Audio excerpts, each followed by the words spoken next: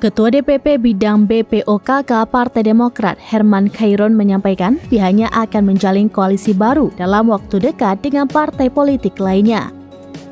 Herman Khairun menyebut kemungkinan terkait Demokrat bakal gabung koalisi baru bakal diumumkan langsung Ketua Majelis Tinggi Partai atau MTP Demokrat Susilo Bambang Yudhoyono atau SBY. Hal ini dikatakan Herman kepada awak media di kantor DPP Partai Demokrat Menteng, Jakarta pada Senin 4 September 2023. Dia mengatakan untuk saat ini Partai Demokrat masih terbuka menjalin komunikasi dengan pihak manapun, termasuk terkait kemungkinan menjalin koalisi dengan PDIP dan Gerindra. Sebab sejauh ini menurut Herman hanya ada 2 koalisi itu yang kemungkinan terbentuk. Meski begitu, kesepakatan terkait koalisi ada pada kewenangan dari MTP.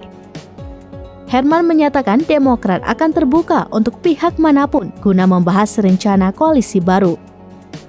Ia hanya meminta doa restu agar pertemuan itu segera terwujud.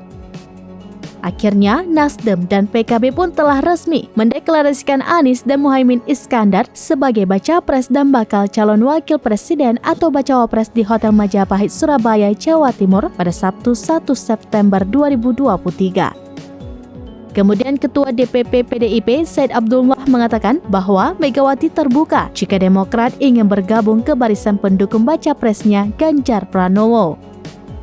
Diketahui Ketua Umum Demokrat Agus Harimurti Yudhoyono atau AHY mengajak para kader Demokrat untuk menerima kenyataan Anies yang lebih memilih Caimin dibanding dirinya. AHY mengatakan bisa memahami dan merasakan apa yang dirasakan para kader Demokrat. AHY juga mengajak para kadernya untuk tetap tenang dan berpikir jernih. Dalam hiruk-pikuk politik menuju Pilpres 2024 ini, AHY mengatakan seolah-olah etika, integritas pribadi, dan komitmen politik menjadi hal yang tidak penting dan tidak relevan.